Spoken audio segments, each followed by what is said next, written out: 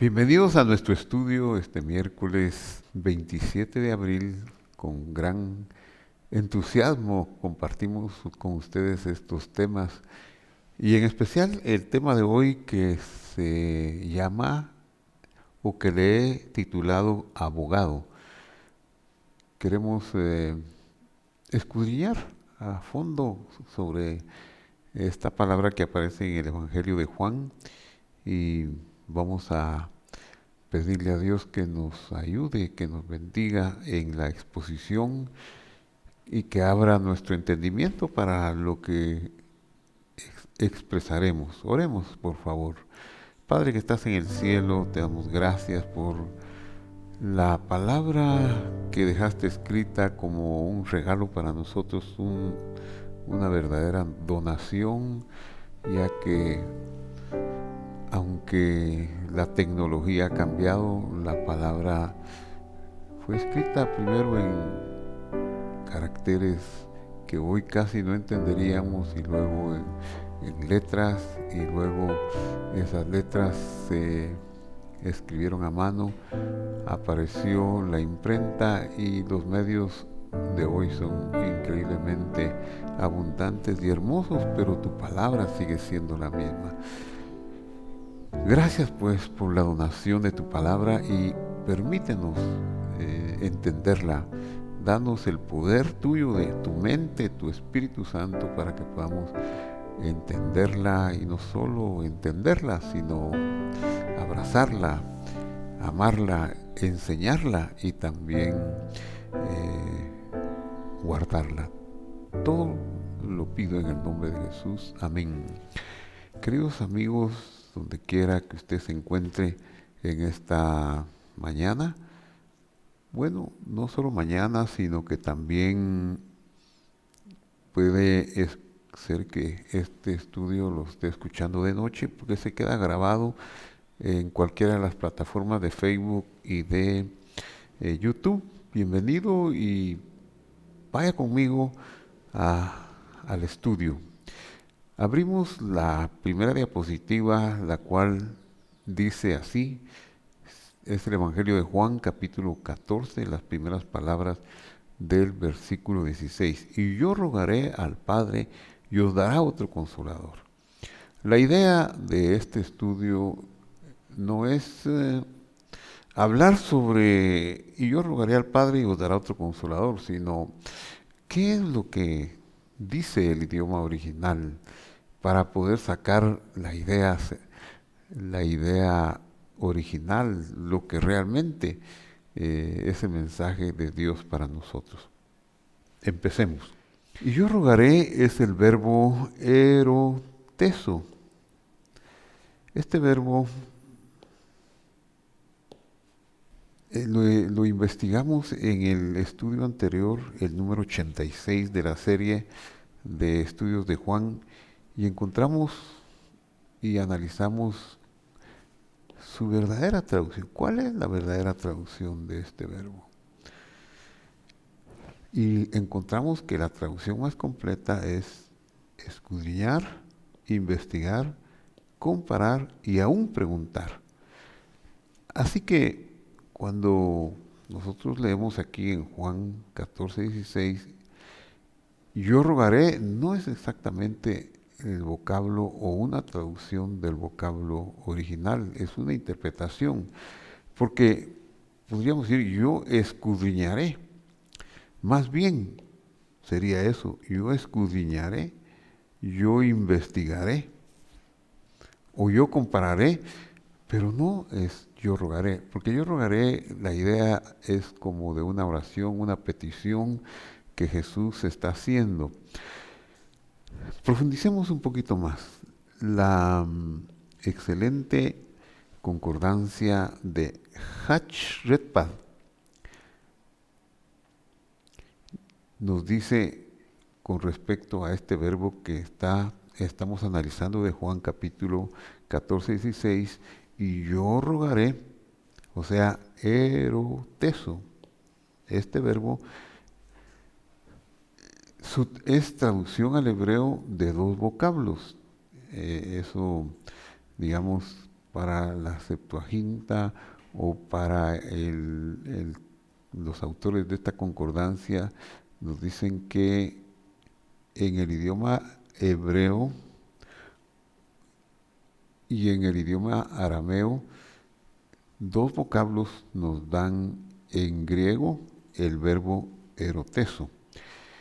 Y veamos primero el vocablo hebreo. El vocablo hebreo es jakar. Se escribe de esta manera, derecha a izquierda. Ahí dice jakar, jakar. ¿Y qué significa jakar? Jakar es una investigación de algo. Entonces, si jakar es una investigación de algo, cuando Juan 14, 16 dice, y eroteso, eroteso, lo que está diciendo es, yo escudriñaré a Abba, yo preguntaré a las promesas que hay en el trono de gloria, yo investigaré, porque quiero darles algo, algo muy bueno, pero voy a ver, no porque no lo sepa, sino como para enseñarnos a nosotros que todo lo que Él nos da es producto de su amor, de su justicia, de su generosidad eterna, que no es producto de un momento emocional que están en esa cena del 14 de Nisan y entonces si me amáis, guardad mis mandamientos y yo investigaré y escudriñaré para darles algo, si hay algo bueno que darles. No, es para ratificar un pacto eterno, una promesa eterna. Yo escudriñaré en Abba. Entonces es muy importante que la traducción aquí nosotros la entendamos como escudriñaré, o aún valdrían las otras palabras que hemos mencionado. Compararé, por ejemplo, escudriñaré, investigaré, compararé, preguntaré antes de darles algo, porque si les ofrezco algo, eso es para siempre, es eterno, no tiene cambio. Entonces, jakar, pues, en hebreo significa investigación de algo, y en ese sentido, lo que Juan 14, 16 está diciendo es escudriñaré a Abba. O sea, investigaré dentro del gran almacén de promesas, juramentos que se hicieron desde la eternidad y profundizaré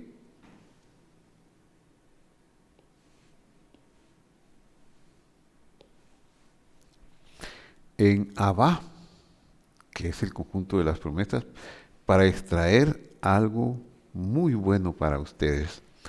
El otro vocablo que es también utilizado o que es origen al verbo eroteso de Juan 14, 16, y este es un vocablo arameo, es la raíz shaal o el verbo shaal, y el verbo shaal o la raíz shaal es un acto, sí, de pedir, pero no en el sentido de rogar, sino en el sentido de preguntar y de exigir. Y esto lo podemos ver con claridad en Lucas capítulo 22, 68, donde aparece el mismo verbo. Ahí dice, y también si os pregunto, ni me responderéis ni me soltaréis. La frase si os pregunto es el verbo eroteso, eroteso que proviene del vocablo arameo shaal, si os pregunto. Aunque es el mismo verbo de Juan 14, 16, en Juan 14, 16 se traduce yo rogaré, y en Lucas 14, 16 se traduce si os pregunto. Entonces no hay una consistencia en la traducción y eso a la hora de leer nuestras sagradas escrituras en el idioma castellano, por ejemplo, donde en un lado se traduce de una manera con un vocablo o con unas palabras y en otro de otra manera el mismo vocablo griego, entonces nos pierde y no nos da el verdadero sentido. Por eso en estos estudios de miércoles la idea es escudriñar un poquito a fondo, no agotamos.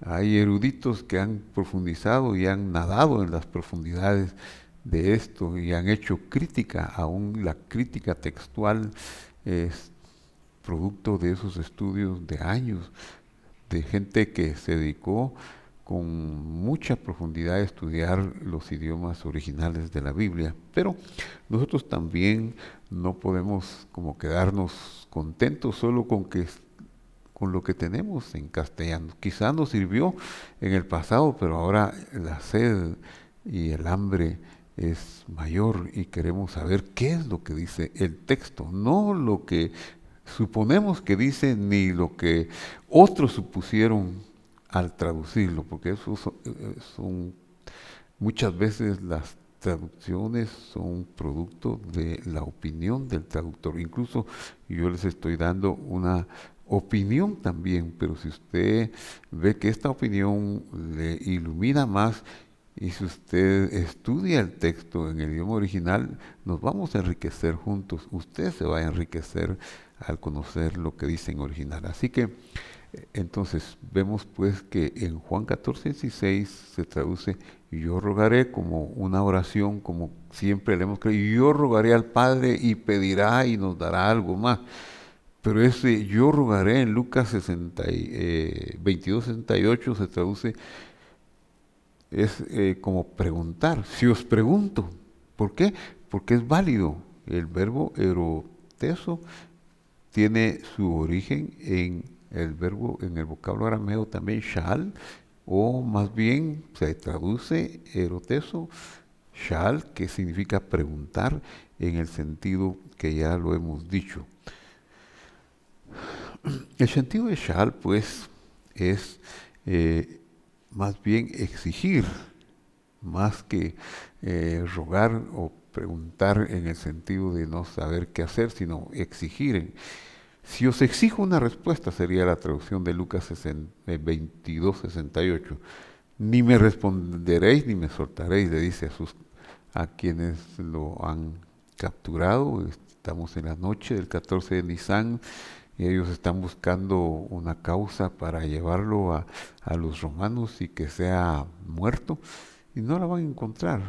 Ellos van a hacer lo que sea y van a darle muerte, pero no por una causa, no porque tenga justificación la sentencia.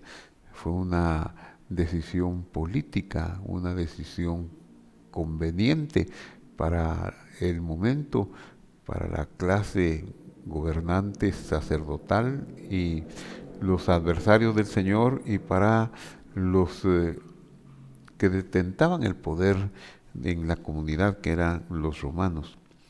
Así que continuemos pues con nuestro estudio después de haber aclarado sobre o de haber hecho un repaso sobre el verbo que estamos tratando de Juan 14:16, que no quiere decir y yo rogaré, como lo hemos explicado.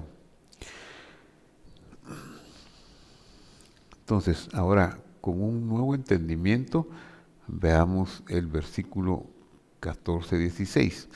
Dice, y yo profundizaré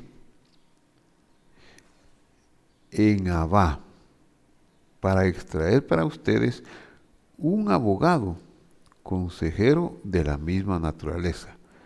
Esta traducción a usted le va a parecer muy extraña, porque no estamos acostumbrados a leerlo así. Estamos acostumbrados, y yo rogaré al Padre y Él os dará otro consolador. Y aquí yo estoy diciendo que el texto dice, y yo profundizaré en Abba para extraer para ustedes un abogado, consejero de la misma naturaleza. Pero tenemos que justificar esta traducción. Tenemos que saber si es cierta o es una suposición también. Juan 14:16 dice, y os dará otro consolador. Eso es lo que dice a continuación del verbo que hemos estado analizando. Y la palabra otro, esa palabra nosotros la tenemos que entender, porque ¿qué es lo que significa la palabra otro para nosotros?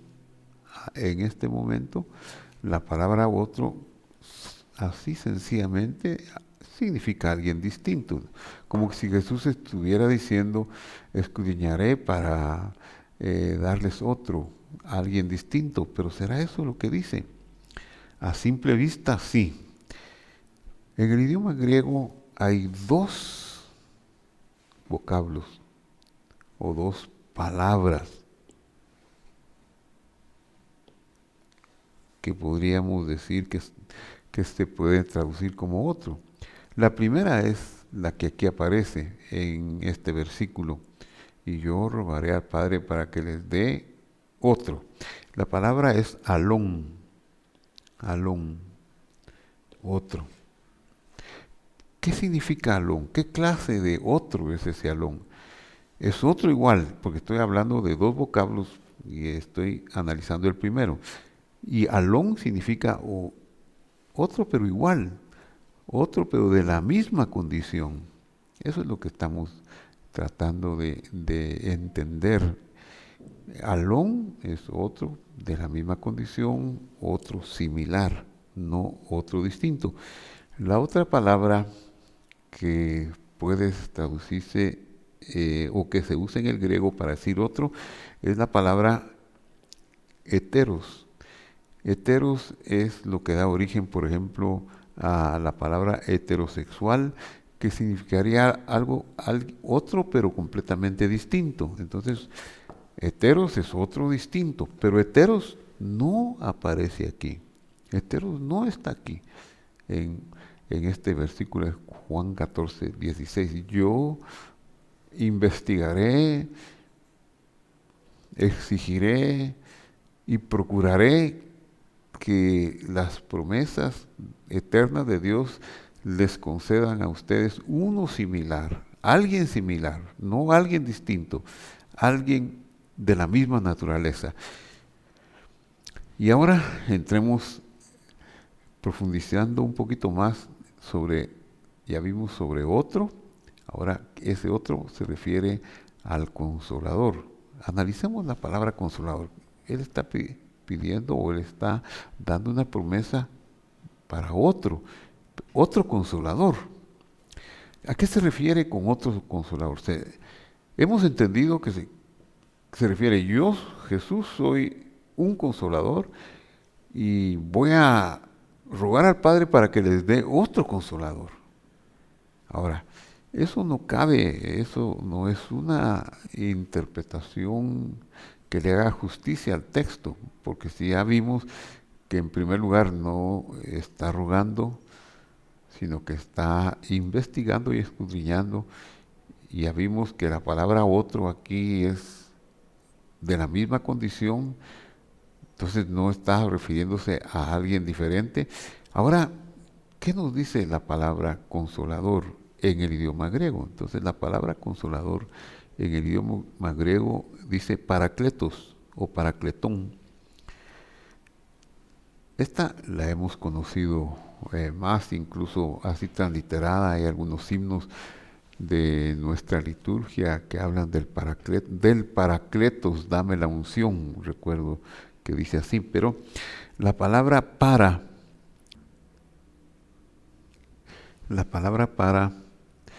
en latín se diría, voy a buscar un colorcito que me ayude más, vamos a ver el azul.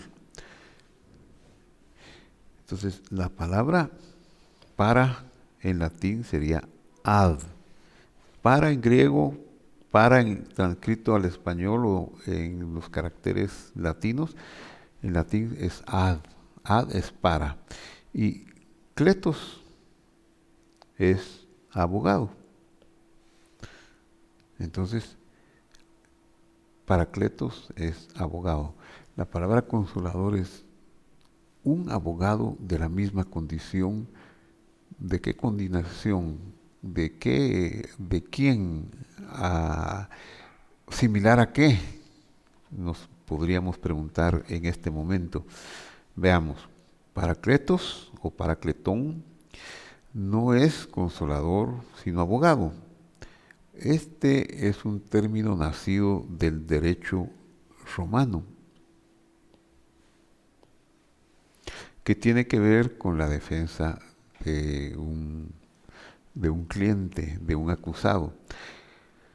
La palabra cletos, abogado, cletos o abogado, no existía en las escrituras hebreas, no existió en el Antiguo Testamento, en el Tanaj. Fue adaptado posteriormente y vino a tomar una forma diferente, la forma de el paraclit, paracletos, pues aún en el hebreo moderno, hoy a un abogado se le conoce como paraclit. Así se dice abogado en el hebreo moderno.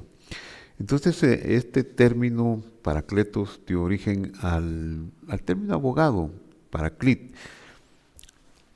El paraclit normalmente es el abogado asesor preventivo que ayuda a un individuo para que no se meta en problemas.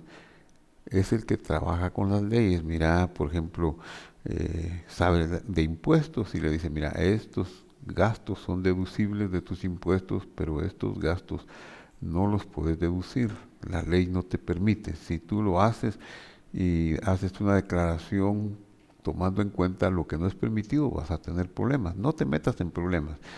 Bueno, y así en mil cosas de las actividades diarias, el paraclit, conocedor de las leyes, va a ir asesorando al cliente para decirle lo que puede hacer y lo que no puede hacer y lo que no puede hacer para evitar tener problemas con las leyes o con el fisco. El paraclit o el abogado, este abogado trabaja pues con las leyes. Eso es muy importante. Encajemos entonces aquí ya poniendo en contexto un poquito más amplio de Juan 14:16, pero pongamos el versículo anterior. Y entonces en el versículo anterior nosotros leemos que dice, si me amáis, guardad mis mandamientos. Bueno, y con el entendimiento que le hemos estado dando a la escritura de 14:16 de Juan, entonces ya podemos ahora seguir y decir, y yo profundizaré, no rogaré, yo profundizaré en las promesas eternas, en el conjunto de juramentos, para extraer de ahí para ustedes un abogado, un paraclit, un consejero de la misma naturaleza. ¿De la misma naturaleza de qué? Veamos. Si me amáis, guardad mis misbot. Misbot es el plural de misbah y misbah es la palabra que se usa para mandamiento. Mitzvah.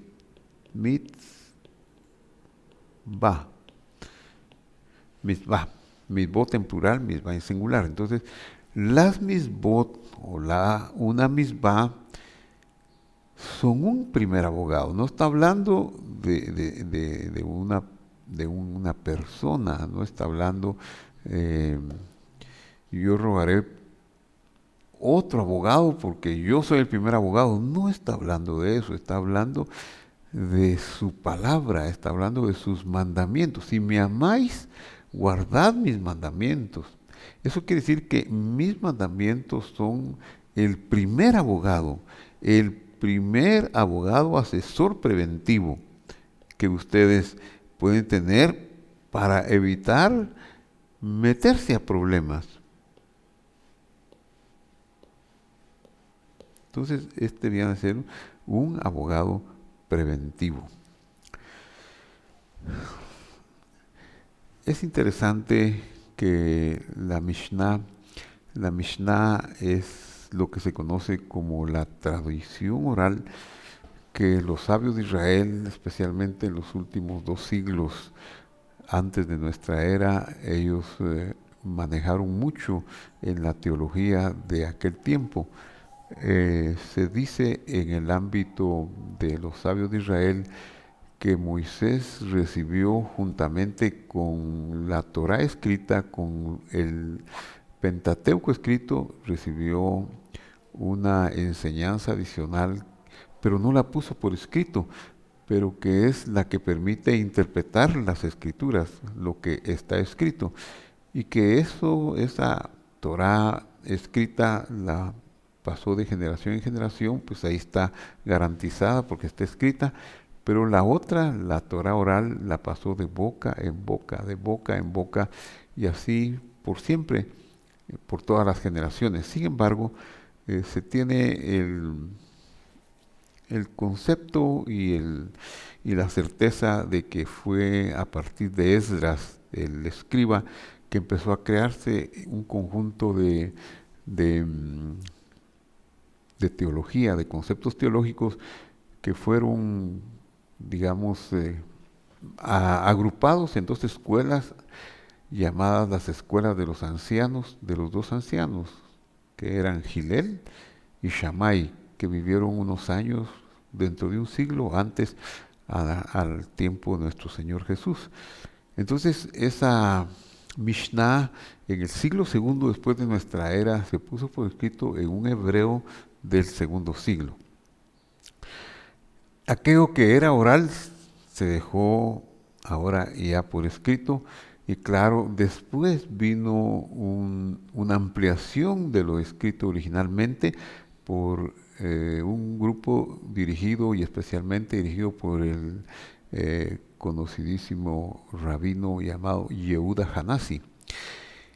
Él es a quien se le atribuye como el escritor de la Mishnah. Pero la Mishnah tuvo un comentario. Ese comentario fue hecho en arameo y ese comentario se llamó la Gemara. Y la Gemara viene a comentar la Mishnah. Y luego la Mishnah más la Gemara fue analizada y comentada por los estudiosos judíos posteriores al siglo segundo, tercero y cuarto, hasta el siglo octavo, y todas estas conclusiones y análisis e interpretaciones dieron lugar al Talmud. Digamos pues que la Mishnah, después de lo escrito, es la siguiente escritura sagrada para los sabios de Israel, de este milenio, de estos 2 milenios, de estos 2 últimos milenios. Entonces, la Mishnah hay una parte que se llama el Pirkei Avot. Pirkei Avot, que quiere decir la ética de nuestros padres. Entonces, el Pirkei Avot sería Avot padres, Pirkei es ética de nuestros padres. Ya del Talmud, pues del conjunto de lo que se realizó en Babilonia, de lo que se conoce como el Talmud de Babilonia. Hay dos Talmudim, que son el de Babilonia y el de Jerusalén. En el de Babilonia, la Mishnah o la enseñanza número 11 del capítulo 4 dice algo muy interesante. El que pone en práctica una misbah, estoy hablando ahorita de la cultura de los sabios de Israel del siglo segundo, que está muy cerca del siglo primero que enseñó nuestro Señor. El que pone en práctica, dice, una mitzvah, o sea, un mandamiento, adquiere un abogado. Qué interesantísimo, fíjese. El que pone en práctica, por ejemplo, honra a tu padre y a tu madre. Cuando alguien pone en práctica ese mandamiento, adquiere un abogado, un asesor que le va a ayudar a no meterse en problemas, como sería agredir a su padre. Eso no solo le va a llevar con problemas en su sociedad actual, en esta tierra, sino también con las leyes del cielo. Le va un abogado, y si luego decide amar a su prójimo, otro abogado. Es decir, los mandamientos son un abogado. Por eso, si me amáis, guardad mis mandamientos. Sería, mis mandamientos van a ser un abogado preventivo. Los mandamientos no tenemos que verlos como una carga. Bueno, ya los mandamientos ya se nos volvieron cargosos y ya no están válidos hoy, que podría ser un concepto que nosotros podríamos tener, porque tenemos varias corrientes, ¿verdad? Hay una corriente que dice que ya toda la ley de Moisés ya está invalidada porque Jesús ya la cumplió. Y hay otra corriente, bueno, si vamos al judaísmo rabínico, ellos dirían lo contrario totalmente, que no, que eso está en una vigencia total. Pero analizando esto desapasionadamente, sin querer irse a uno o al otro extremo, podríamos decir que cuando Jesús dijo que vino a cumplir la Torá, no quiere decir que vino a abolirla, esa no es la palabra. Él vino a llenarla, a enseñarnos cómo se cumple. Él la dictó y demostró que se puede cumplir. Los de su tiempo tenían muchas otras cositas agregadas, como costumbres, y él a eso no le dio validez, sino a lo que estaba escrito. Así que tenemos que entender que hay partes de las escrituras antiguas, dadas a los antiguos, que ya no están vigentes. Eso también es cierto, porque si hacemos un análisis simplista y decimos, la ley de Moisés está en vigor, y se puede decir, tú quieres cumplir la ley de Moisés, entonces cumple con los sacrificios, mata a los animales para expiación. Eso ya no está en vigencia, eso es un extremismo. ¿Y por qué no está en vigencia? Porque ya se cumplió todo el mandamiento, todo el cuerpo de leyes del sacerdocio levítico, de los sacrificios y del templo, ya no están en vigor.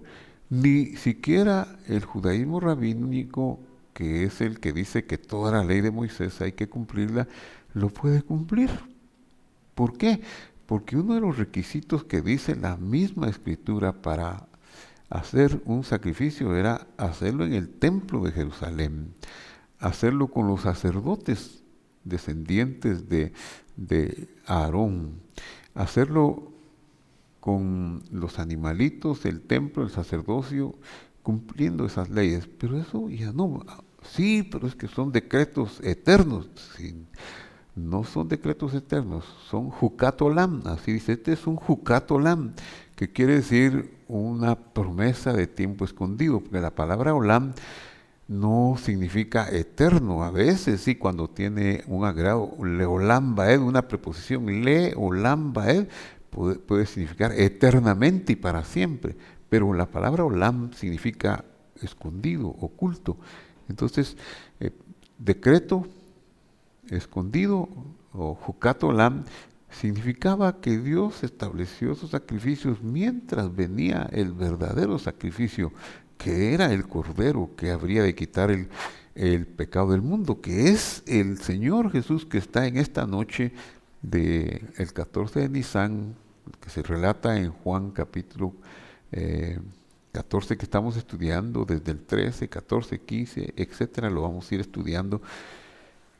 Él habría de cumplir, de llenar a plenitud esa parte del sacerdocio, de los sacrificios y del templo. Desde hace 2000 años no existe templo, entonces es imposible hacer un sacrificio porque la misma Torá enseñaba que no se podía hacer, por ejemplo, el cordero de Pesaj o el cordero pascual fuera del templo. Era un pecado hacerlo fuera del templo, no se podía hacer en un monte de Israel. El castigo para los reyes del primer templo que los llevó al exilio fue porque eran idólatras y hacían sacrificios en los montes, no en el templo, y ya no era Ya no era de hacerlos en los montes y hoy no podrían volver a lo mismo. Es imposible. Entonces, después de este paréntesis, eh, tenemos que decir que los mandamientos o las misbot, las que están vigentes, por ejemplo, el decálogo está vigente, eh, y muchas otras cosas más, resumidas en, como dice, en el gran mandamiento de Deuteronomio 6, del 4 al 9, o Marcos 13, del 28 en adelante, que dice, ¿cuál es el primero de los mandamientos? El primero de los mandamientos es Shema Israel Adonai Eloheinu Adonai Echad. Escucha, Israel, el Señor nuestro Dios, el Señor es uno. Eso está vigente, eso no se ha cambiado. Muy bien, entonces, cada vez que cumplimos un mandamiento, honrar padre y madre, amar al prójimo, amar a Dios con todo el corazón, decir verdad, hacer bien los negocios, considerar a la esposa como vaso más frágil, todos estos mandamientos son un abogado preventivo que harán que me vaya bien en esta tierra. Dice otra Mishnah también que los mandamientos que cumplamos en esta tierra tienen un premio, pero comparado con el premio que tienen en el mundo venidero, cumplir los mandamientos aquí es como el premio de los intereses. El interés, el capital paga intereses. Generalmente el capital el interés es un punto cero algo. En cambio, el capital es muy grande. El capital se va a recibir en el mundo venidero por eh, vivir en el protocolo del reino de Dios, que son los mandamientos, o vivir según los atributos del Señor, como Él quiere que vivamos. Él no roba y quiere que no robemos. Él respeta y ama, quiere que respetemos. Él visitó al enfermo y quiere que visitemos al enfermo. Él tiene compasión y quiere que tengamos compasión. El Señor visitó al desnudo, a Adán y Eva, y quiere que nosotros hagamos lo mismo. Muy bien. Ya alargué un poquito este paréntesis, pero es necesario porque muchas veces puede ser que tengamos conceptos que no están muy encajables en las escrituras. Entonces, el Señor Jesús le está diciendo, el que pone en práctica un abogado, si me amáis, guardad mis mandamientos, guarden mis mandamientos. Así adquieren un abogado. Y yo profundizaré y escudriñaré en Abba. Entonces, retomando la lectura y estos conceptos que he explicado, de Juan 14, 15, 16, guarden mis mandamientos, mis misbot. Así adquieren un abogado. Y también de esa manera yo profundizaré en Abba para darles algo más.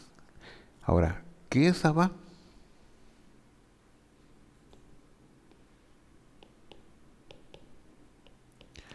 Abba es el conjunto o la fuente de tesoros de la sabiduría y promesas del amor.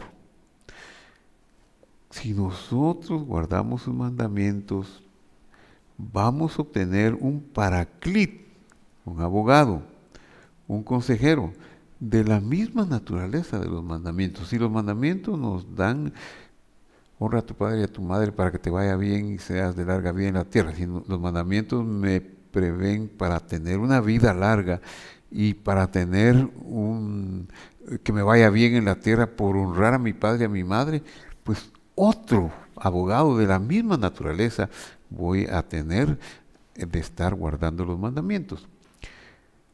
Entonces, usando el término moderno, se puede decir que una misbah es un paraclit, que la Torah es también otro paraclit. Y en ese sentido, si aprendemos a guardar sus mandamientos, los procedimientos o protocolos del reino de Dios, tendremos una ayuda celestial. Y esto es maravilloso porque la promesa es más profunda. Hay otro término así como entre paréntesis, ¿verdad? Hay otro término en hebreo moderno diferente a paraclit, que es el abogado que asesora al que ya cometió el delito, al que ya está en una falta, y su función es ayudarle a no hundirse más, sino salir adelante. Pero ese no lo vamos a tratar hoy aquí, esta sección no la vamos a tratar. Lo que nos interesa enfatizar aquí, mis queridos amigos que están en esta plataforma de YouTube y de Facebook, es lo siguiente: Juan 14:15. Si ustedes guardan mis mandamientos,